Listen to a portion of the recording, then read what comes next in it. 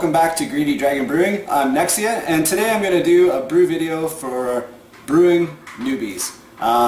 Many of you do the Cooper kits, and this weekend I'm going to be making a Mexican cerveza for my wife. Now, this is a simple kit and kilo type of brew. There's very little that you can do to make the kit much better. The suggestion is to use the Cooper's Brew Enhancer number 2. So I'm going to show you how to make your own homemade brew enhancer. It's very easy to do with your readily available brew ingredients. So we've got dry malt extract. We have Maltodextrin. And of course we have our dextrose. We have our scale. So in this case I've got a nice digital scale. There we go.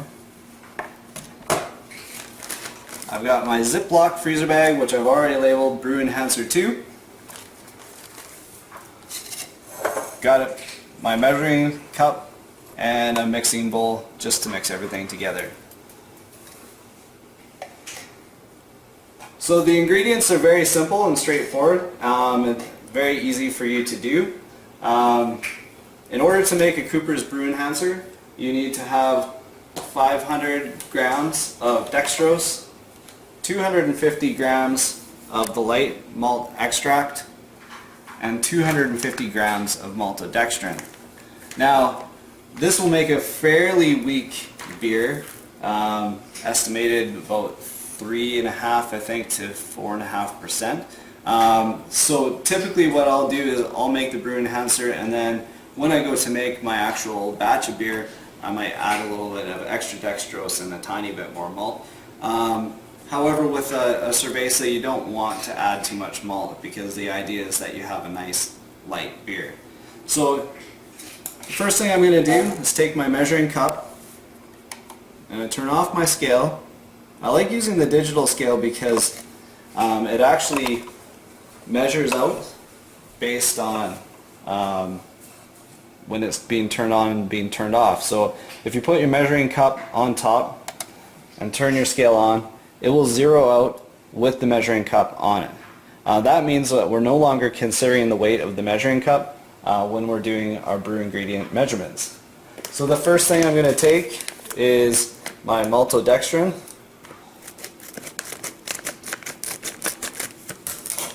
And we're going to be using 250 grams of maltodextrin.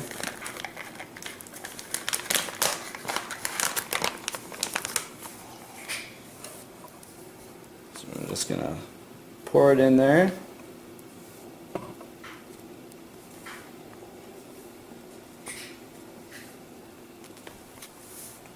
Let the dust settle a little bit. Now, maltodextrin does not ferment. I think only 3% of maltodextrin is fermentable. So it will increase your starting gravity amount, but it won't add to the alcohol of the ABV of your beverage. There we go, we're at 200, up to 250. However, it gives you a nice mouthy feel, so it adds to the body of the brew. So we got a little bit too much there.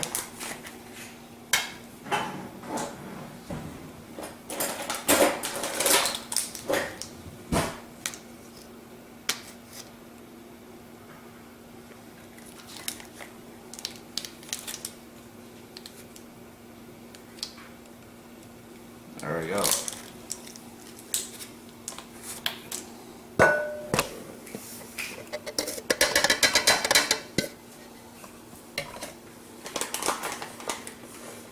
Alright, so you notice that the scale is still zeroed out. So now we can add our malt. Now, malt has a habit of trying to stick together. Not so bad when it's completely dry, but when it gets a little bit of moisture in it, it likes to clump together. And that's why I put everything in the mixing bowl, because I want to mix it up quite nicely so that when you go to brew, you have a nice even mixture. So again, we want 250 grams, and I went over again.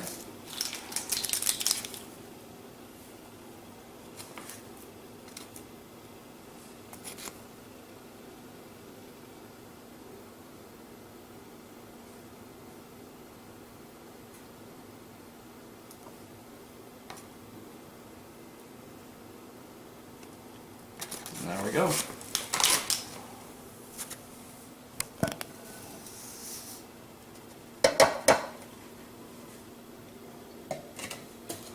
Alright, and so now we need 500 grams of dextrose. So this is going to be a little bit more challenging. Typically what I do is I get a little scoop going.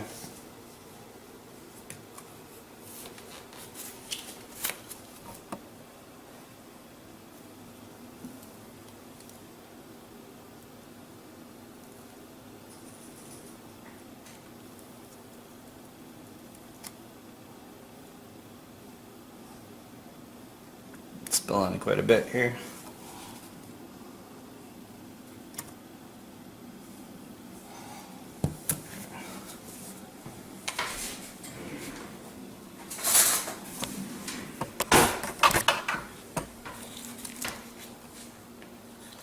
Just use a spoon here to help guide it out instead of making a big mess.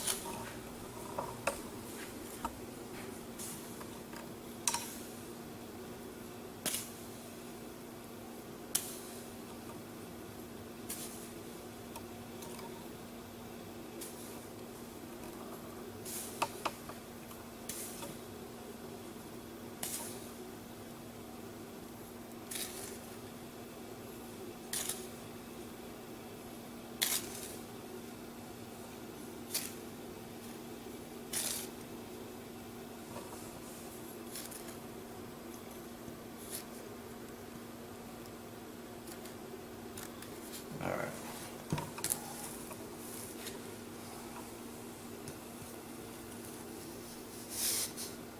We're going to pour it in there. Now that we have everything together, I take a whisk. We're just going to try to mix everything up nice and even.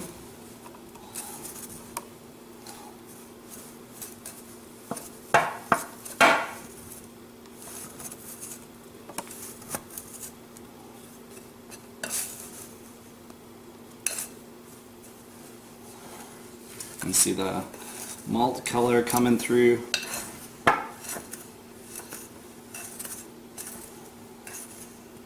Make sure that we get the maltodextrin off the bottom there.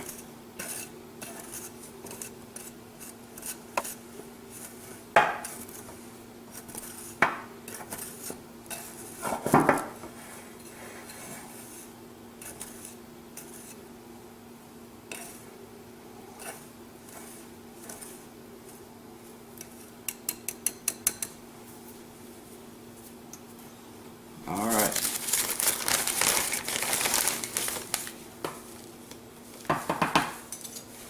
When you're satisfied that you have everything together, we take our bag.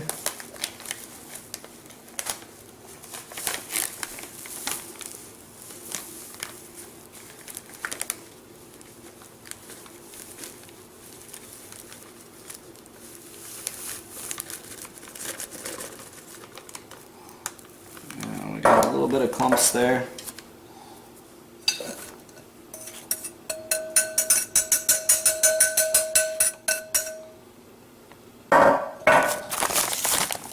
Just give it a little bit of mix to get the bottom all mixed in.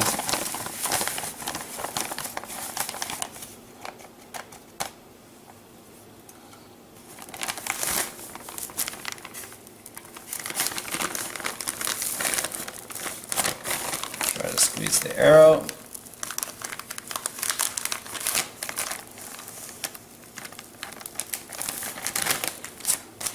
And there you go. You have your clone of Cooper's Brew Enhancer. So you're all ready to go. So then on brew day, when you get your Cooper's kit all ready to go, you pull out your pre-mixed Brew Enhancer, put any additives that you need, and you're off to the races with a perfectly good kit and kilo that the wife can enjoy. So thanks for coming out. Pull up a chair and we'll see you soon. Cheers.